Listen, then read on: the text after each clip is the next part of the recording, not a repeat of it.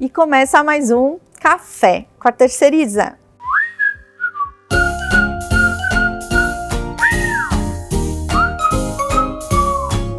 E hoje, um convidado muito especial, Rafael Davini, sócio proprietário da empresa FNO de inovação, especialista em Designer Thinking mundial, que não é só mais aqui, já se estendeu. Conheci o Rafael no curso de Designer Thinking na Ecos e, de fato, virei muito fã do trabalho dele. E hoje ele está aqui para falar um pouquinho para a gente como fazer Designer Thinking no varejo farmacêutico. Rafael, obrigada, né? Obrigada mesmo por você ter aceito o meu convite. Acompanhe o seu trabalho é sensacional na área de inovação. E eu queria que você contasse um pouquinho como que eu faço Designer Thinking no varejo farmacêutico, né? Porque, de fato, é uma inovação, mas que é uma metodologia que, se bem aplicado, resolve muitos problemas de dentro da farmácia, que é a realidade em que eu vivo hoje. Fala um pouquinho pra gente qual seria essa definição do Design Thinking no varejo. Michele, primeiramente, obrigado de você ter me convidado, lembrado de mim e do meu trabalho. Eu estou feliz de estar aqui, né, compartilhando nessa oportunidade de falar um pouquinho do Design Thinking. E antes de eu dar essa resposta que você está me pedindo em relação a como aplicar o Design Thinking no varejo, eu gostaria de definir rapidamente o que é o Design Thinking. Primeiramente, ele não é um processo e não é uma ferramenta, ele é uma forma de pensar. Então a gente treina o pensamento, né, para que ele consiga se adequar à maneira que o Design Thinking propõe de se trabalhar. E dentro, obviamente, dessa forma de pensar, nós temos algumas ferramentas que nós utilizamos dentro das diferentes fases do Design Thinking para buscar as informações que a gente precisa dentro daquilo que a gente está fazendo. O interessante do Design Thinking é que ele é uma forma de pensar que é embasada por 3 pilares: a empatia, a colaboração e a experimentação. E eu acho muito interessante as empresas, as organizações, independente do tamanho, mas dentro da área da saúde, se apropriarem dessa forma de pensar para moverem os seus negócios, porque ela é extremamente humana. Então, quando a gente faz design, normalmente a gente está fazendo e oferecendo algo centrado nas pessoas.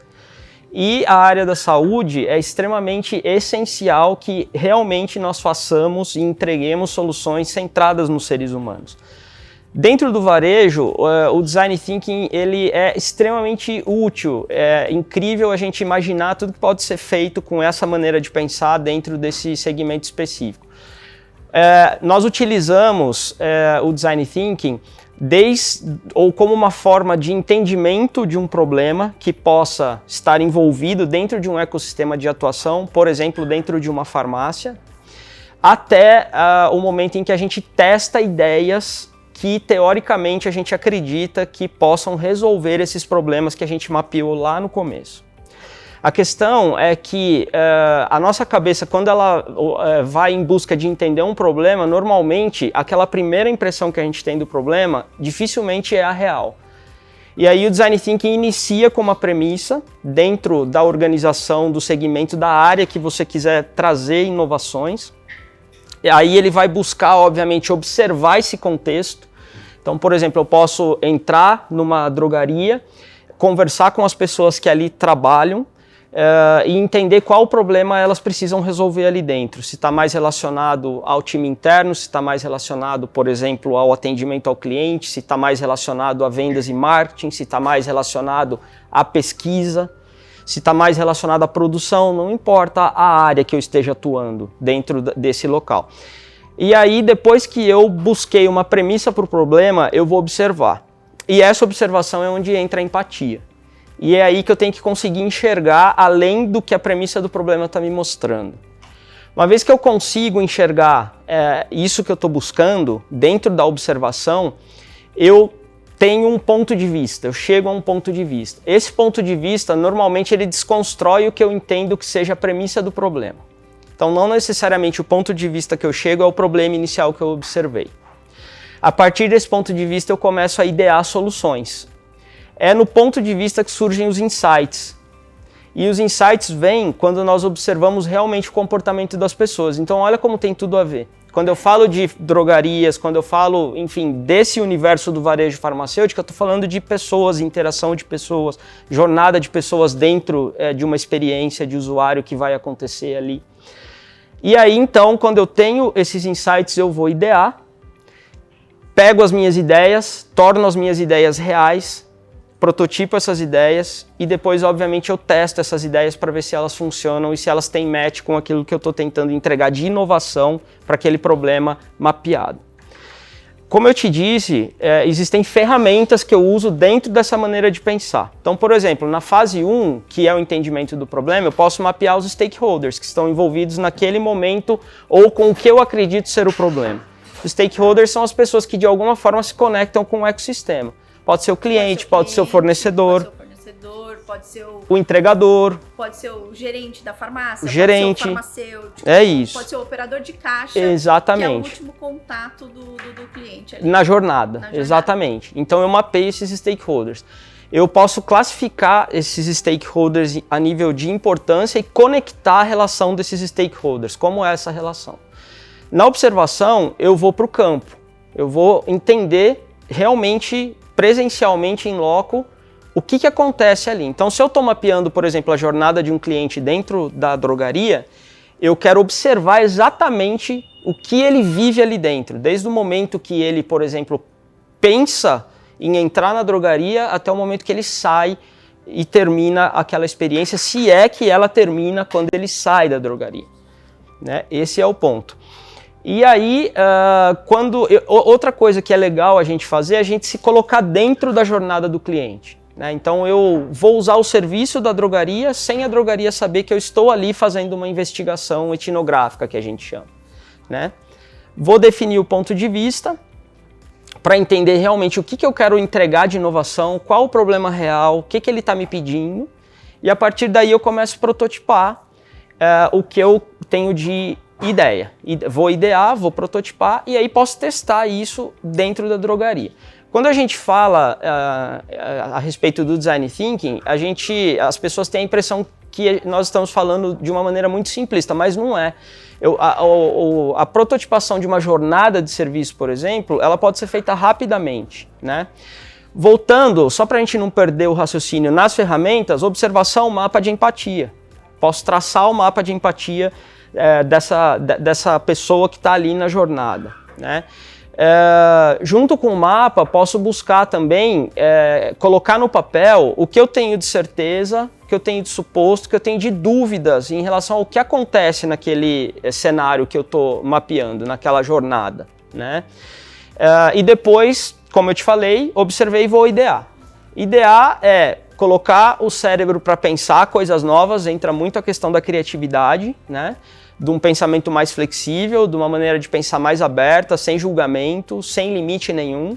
Quanto mais ideias, melhores. Não necessariamente eu tenho que usar todas naquele momento, eu posso priorizar essas ideias e entender qual é financeiramente viável, tecnicamente viável e desejável para o negócio. E aí eu vou prototipar aquilo, vou colocar aquilo para funcionar. Essa prototipação eu devo fazer dentro do local. Pode ser que eu precise mudar algum tipo de contato que a drogaria está oferecendo a nível de produto com o consumidor. Pode ser que eu precise mudar uma jornada de atendimento. Pode ser que eu precise mudar uma jornada de entendimento desse cliente lá dentro, que eu queira informações dele que eu não tenho, ou que eu esteja, por exemplo, colhendo informações que não me interessam muito. Então eu posso fazer de tudo ali dentro, obviamente, do que eu estiver buscando e prototipar isso para entender se isso funciona ou não. Tem um filme interessante que ele conta, ele é conhecido a história do McDonald's, e em determinado momento do filme eles mostram como eles prototiparam os donos a cozinha do McDonald's, numa quadra de tênis com giz e vassoura. E aí eles iam e pessoas, obviamente, eles iam mudando ali os desenhos no chão e as pessoas iam fazendo o processo de preparo do lanche, até eles entenderem que aquele processo era o ideal. Então percebe que não há custo, é veloz, é rápido e é eficiente. Né? Então um bom protótipo ele é bom, bonito e barato, e sujo ainda por cima. A gente fala muito, usa realmente essa palavra sujeira, porque é assim mesmo. Uma vez que eu testei, eu vou ter certeza ou não se aquilo se aplica, se aquilo realmente vai atender às demandas que eu tenho ali dentro daquela jornada de serviço, né?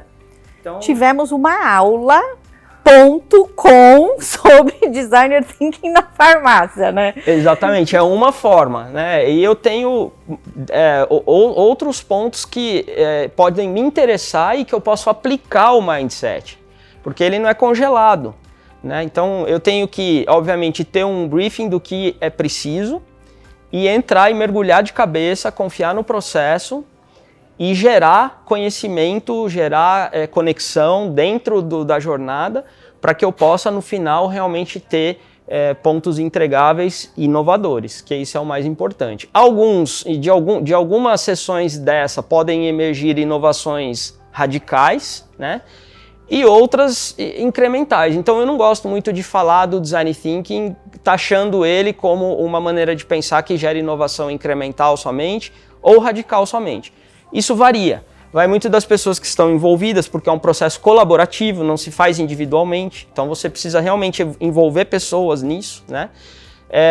Varia bastante também se essas pessoas já têm algum tipo de vivência com o mindset. Não é obrigado que tenha, por isso que a gente tem sempre um facilitador de processo, mas obviamente que isso influencia, né? E também o quanto essas pessoas acreditam nessa cocriação dessas oportunidades de inovação. Então é bem interessante. Eu acho que a farmácia, ela ainda... isso tudo é muito inovador também, de fato, para o nosso segmento. O designer, para dentro da farmácia, para dentro do varejo, ele ainda é algo um pouco desconhecido, por isso que... mas a cocriação de um ambiente da drogaria, ou a cocriação de um ambiente hospitalar que seja, ou a cocriação do ambiente tem que ser colaborativo, né? As pessoas que estão trabalhando lá, com os líderes que estão trabalhando lá, com um facilitador, você consegue ali encontrar, trazer o problema para a realidade, pensar naquele problema e ver que de fato aquilo nem era um problema. Exatamente, e de repente entender o que realmente é a dor, que a gente chama, né? O pain point, o ponto de dor, né? E complementando uma coisa que você bem ressaltou, o que a cocriação traz, né? A cocriação traz a diversidade. Então, o ideal é que realmente a gente coloque os profissionais para que eles possam interatuar e pensar juntos. Né? Muitas vezes a gente... Imagina só uma organização que faz uma sessão de brainstorm onde todas as pessoas que participam são engenheiros. O que você vai ter ali de aporte de divergência? Nada, porque todos eles provavelmente têm uma linha de pensamento igual. Quando você coloca, então, um engenheiro, quando você coloca uma secretária, quando você coloca, por exemplo, uma pessoa do marketing, de vendas, quando você coloca uma pessoa do departamento de pesquisa e desenvolvimento, olha como enriquece todo o cenário para as pessoas trazerem as suas experiências, não só técnicas, clínicas, mas também de vida, né, para resolver um problema e entregar uma solução inovadora. Então acho que esse é um ponto que você ressaltou que é importantíssimo, né? A cocriação traz a diversidade, traz a divergência e nesse processo a divergência é extremamente essencial. Na verdade, ela é um dos pontos mais ricos da forma de pensar. Eu acho que isso é um assunto que para o nosso segmento é novo e que a gente vai trazer isso muito mais vezes para cá, porque eu acho cocriar talvez uma nova metodologia para o varejo, uma nova metodologia de experiência para o cliente, uma nova metodologia de experiência para o profissional, para as pessoas que trabalham dentro da farmácia, isso é enriquecedor. Sim. Né? Inclusive tem uma coisa que eu acho bem interessante, um ponto que eu acho bem interessante que é assim, né? Imagina uma farmácia atuando, por exemplo, 24 horas no dia, 7 dias na semana, aproximadamente 30 no mês, 365 dias no ano com um processo. olha como o risco da gente desumanizar esse processo é muito grande.